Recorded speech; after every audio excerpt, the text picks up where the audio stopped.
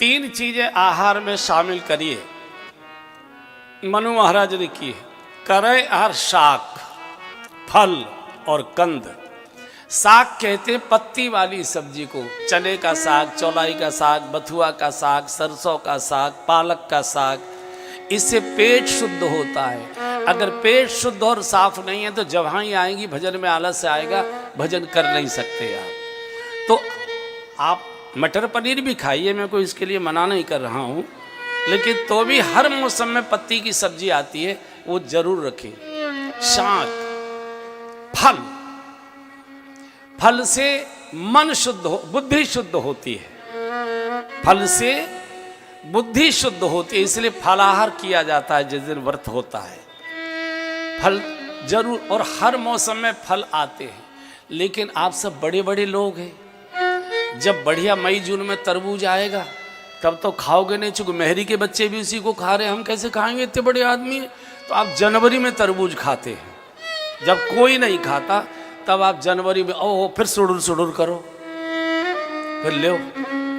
जब बढ़िया आते हैं आषाढ़ सावन में आम पके हुए, जून जुलाई अगस्त में, तब नहीं खाएंगे चूंकि आम आदमी खा रहा है। आप कब खाएंगे?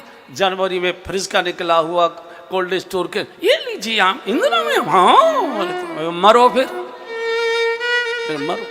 मौसम के फल खाइए, हमारे शरीर के गुणधर्म उससे मिलते हैं। करें आहार शाक फल, कंद कहते हैं जो जमीन में से निकलता है। आलू है, शकरकंद है, मूली है, गाजर है, ये हमारी बुद्धि को शुद्ध करती है। ये करिए। मैं एक निवेदन और करना चाहूंगा, थाली का अगर आहार थोड़ा 19-20 हो भी गया, कई लोग हमसे मिलते, महाराज जी हमारे घर में कभी प्याज नहीं आती। अच्छी बात है, प्याज तो नहीं आती, रिश्वत तो आती है, बेईमानी तो आती है, मिलावट तो आती है, गाली गलौज कलह क्लेश तो आती है। इससे तो अच्छा यार यही ठीक है, है? प्याज क्या बोले, किसी को अच्छा लगता है, किसी को नहीं लगता।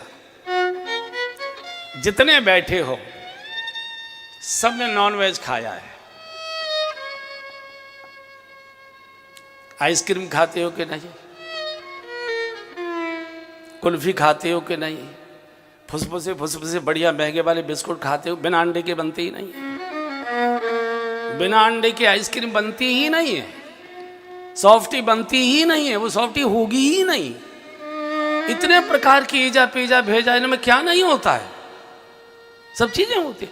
मैं इसका पक्षधर भी नहीं हूं, मैं विरोधी भी नहीं हूं। किसी को अच्छा लगता है, किसी को घी अच्छा लगता है, किसी को नहीं लगता है, किसी को प्याज अच्छी लगती है, किसी को नहीं।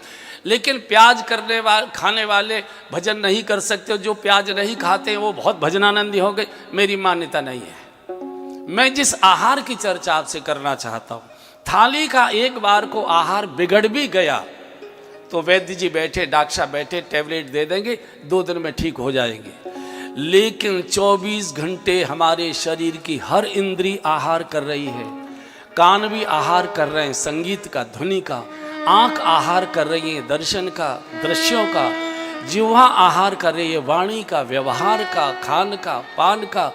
हमारे शरीर का पूरा एक एक अंग आहार करा। भोजन तो हमने मिस्सी रोटी खाई है, पालक की और घिया की तोरी की सब्जी खाई है, गाय के दही का हमने रायता ही लिया है। लेकिन मोबाइल में, टीवी में ऐसे दृश्य आंखों से चले जो रात भर सोने ही नहीं दे रहे हैं आपको। ये सत्यानाश कर रहा है। प्याज लहसुन किसी के भजन को नहीं बिगाड़ता है। आंखों के द्वारा, संगीत के द्वारा, ध्वनि के द्वारा, दृश्यों के द्वारा मेरी समझ में नहीं आता है।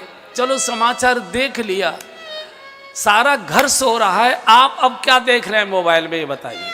छोटे बच्चों को कहते हो मोबाइल बहुत है, हम जाते मारे थोड़ा इसको समझाइए, ये मोबाइल बहुत देखता है, इसको मोबाइल कम कराइए। छोटा बच्चा चाबी के छेद में से देख लेता है कि पापा का टीवी और मोबाइल चल रहा है, तुमको शर्म नहीं आती है?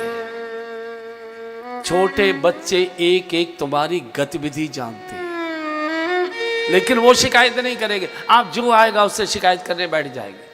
ये सत्यानाश प्याज और लहसुन से भजन नहीं, ये तो शरीर का है, किसी को अच्छा लगता है, किसी को नहीं लगता है। किसी को उड़द की दाल अच्छी लगती है, किसी को अरहर की दाल अच्छी लगती है। मेरठ मुजफ्फरनगर वालों को उड़द की अच्छी लगती है, बिहार पूर्वी उत्तर प्रदेश वालों को उड़द की अच्छी लगती है, वहाँ अरहर की अच्छी लगती है। ये एक अलग विषय हो गया। मूल में जो 24 घंटे आँखों के द्वारा जो आहार जा रहा है, कानों के द्वारा जो आहार जा रहा है, नासिका के द्वारा जो आहार जा रहा है, 24 इतने उत्तेजक परफ्यूम लगा के शादियों में जाते हो कि उत्तेजना के मारे पागल हो जाते हो और सारा का सारा पर घर में आके पागलों जैसा व्यवहार करते हो। इससे बचाइए, इससे बचिए। मैं कोई समाज सुधारक नहीं हूं, न मैंने समाज सुधार का ठेका लिया। जिन्होंने लिया है वो समाज को सुधारे, लेकिन मेरी एक इच्छा है कि जो मेरे सामने बैठकर भगवान की कथा सुनते हैं वो सुधरे तो नहीं, लेकिन कम से कम बिगड़े, इसी की चिंता मुझे ज्यादा रही। कम से कम बिगड़े, कपड़े बहुत मैले नहीं, लेकिन हाँ, कथा का यही अर्थ है। कथा मनोरंजन के लिए नहीं है, मनोरंजन तो 24 घंटे हमारे पास है। ये मनोमालिन्य को धोने का साबुन, इतना दिव्य जीव हमारे पुरखे हैं मनु महाराज, उन्होंने किया है, उन्होंने किया है।